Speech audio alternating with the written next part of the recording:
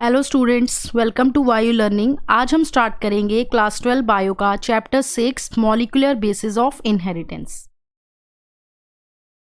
तो अब इस चैप्टर में हम सबसे पहले बात करेंगे न्यूक्लिक एसिड। ठीक है, तो न्यूक्लिक एसिड जो है, अगर हम देखो क्रोमोसोम्स की बात करें तो हमें पता है कि जो हमारे क्रोमोसोम्स होते हैं ये किसके मिलके बने होते हैं, न्यूक्लिक एसिड और प्रोटीन्स, यानी हम इन्हें न्यूक्लियोप्रोटीन्स बोल सकते हैं ना। क्रोमोसोम्स के अंदर क्या प्रेजेंट होता है, न्यूक्लिक एसिड होगा और प्रोटीन होगा, ये दोनों चीजों से मिलके क्रोमोसोम्स बनते हैं।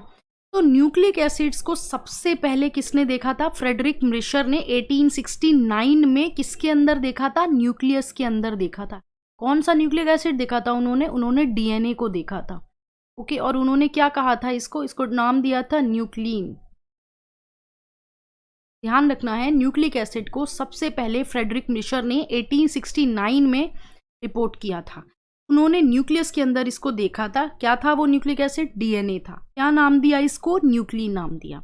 अब यहाँ पर न्यूक्लिक एसिड हमें पता है दो टाइप के होते हैं, डीएनए यानी डीऑक्सी राइबो न्यूक्लिक एसिड, क्योंकि इसके अंदर डीऑक्सी राइबो शुगर प्रेजेंट होती है, और RNA ribose nucleic acid, ribo sugar होती है इसके अंदर।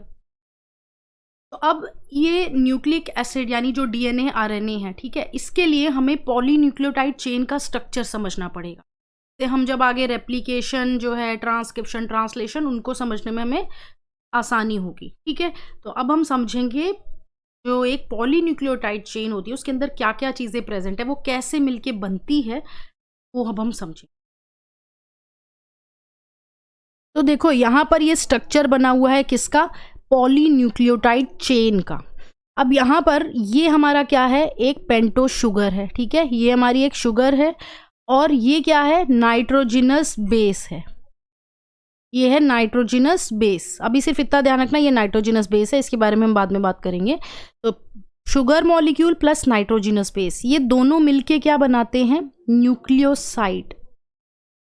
हमेशा याद रखना, न्यूक्लियोसाइड क्या होता है, जब एक शुगर और नाइट्रोजिनस बेस मिलता है, ठीक है, बॉन्ड फॉर्म करते हैं, लिंकेज फॉर्म करते हैं, तो बनता है न्यूक्लियोसाइड।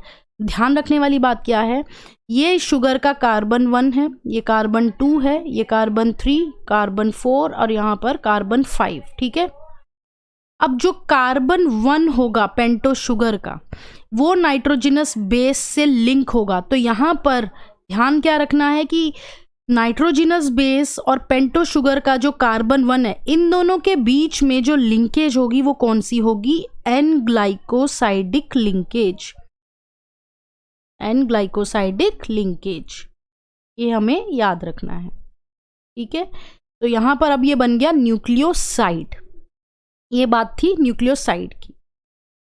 अब बात करते हैं न्यूक्लियोटाइड।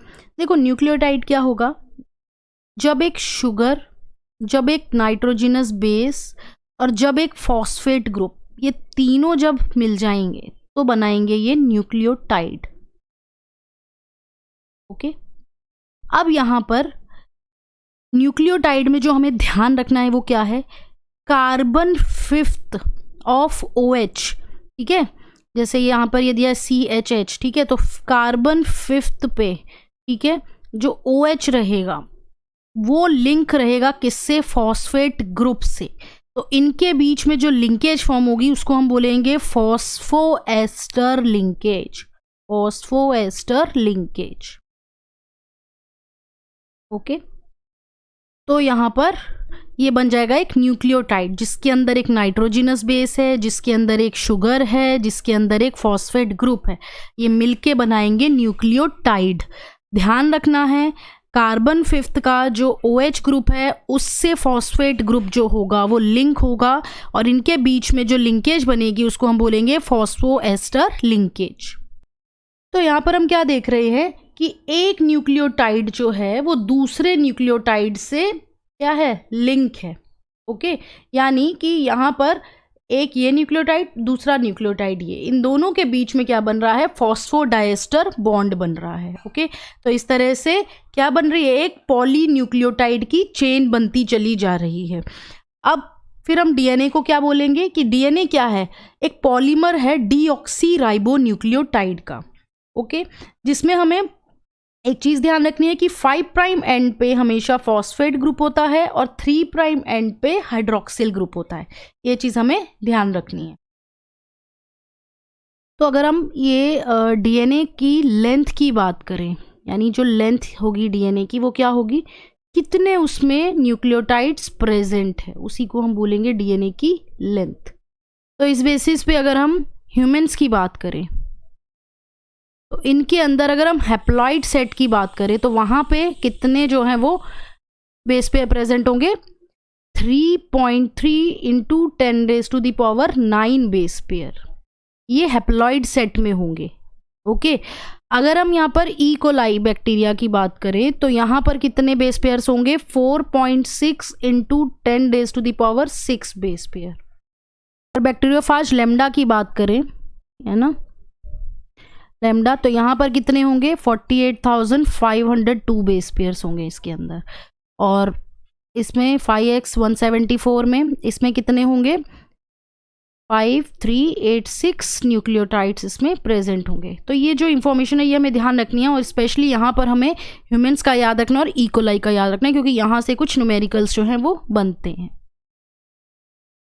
अब यहाँ पर हमारी ये जो डीएनए और आरएनए की जो शुगर है ना, इसको हम थोड़ा सा समझ लेते हैं कहाँ पे डिफरेंस आता है। तो देखो यहाँ पर जो डीएनए यानी डीऑक्सीराइबोज है, तो यहाँ पर इसका ये फर्स्ट कार्बन हुआ, ये सेकंड, ये third, fourth and fifth carbon. ठीक, तो जो सेकंड कार्बन है यहाँ पर डीएनए में क्या प्रेजेंट है, H, और वहीं पर आरएनए के में भी जो सेकंड कार्बन है वहाँ पे OH ग्रुप प्रेजेंट है।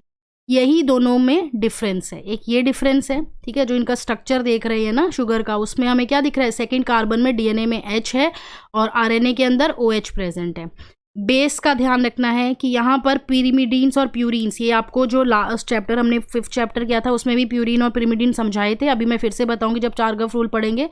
अभी क्या देखना है कि जो नाइट्रोजिनस बेसिस होते हैं, तो डीएनए के अंदर थाइमिन रहता है जो एडेनिन से पेयरिंग करता है, ओके, और जो आरएनए होता है उसके अंदर थाइमिन की जगह कौन सा होता है, यूरेसिल प्रेजेंट होता है। ठीक है, ये ध्यान रखना है।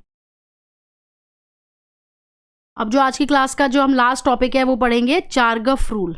देखो उसके लिए हमें ये पता होना चाहिए प्यूरिन्स कौन से होते हैं और पिरिमिडीन्स कौन से होते हैं। ये हमने वैसे तो जो चैप्टर 5 था उसमें पढ़ा था, लेकिन फिर भी एक बार बता देते हैं। प्यूरिन्स और पिरिमिडीन्स, प्यूरिन्स होते हैं एडेनिन और ग्वानिन, हमेशा ध्यान रखना, प्यूरिन्स होते हैं एडेनिन और ग्वानिन। पिरिमिडीन्स होते हैं साइटोसिन, थाइमिन और यूरेसिल। आरएनए के अंदर थाइमिन की जगह यूरेसिल प्रेजेंट होता है। एक तो ये चीज़ है, प्यूरिन्स कौन से, पिरिमिडीन्स कौन से हैं। दूसरी चीज़ जो ध्यान रखनी है, प्यूरिन्स में एडेनिन की पेयरिंग होती है थाइमिन से इन केस ऑफ डीएनए। ठीक है, इन दोनों के बीच में जो बॉन्ड होता है वो डबल बॉन्ड होता है। ठीक है, आरएनए के साथ एडेनिन किससे पेयर करेगा, यूरेसिल से, और ग्वानिन जो है इसके साथ ट्रिपल बॉन्ड फॉर्म करता है कौन, साइटोसिन। ठीक है, तो इस बेसिस पे एरविन जो चारगफ थे, इन्होंने जो नाइट्रोजिनस बेसिस की जो क्वांटिटी है, ठीक है, वो डीएनए में मेजर करी थी, और क्या देखा था कि जो प्यूरिन्स होते हैं वो हमेशा ही पिरिमिडीन्स के इक्वल होते हैं, और इसीलिए इन्होंने प्रपोज किया इक्विवेलेंस रूल, यानी purines are equal to pyrimidines, that is A is equal to T। Okay, तो ये था चारगफ रूल। नेक्स्ट क्लास में हम पढ़ेंगे वैटसन एंड क्रिक का double helical structure of DNA.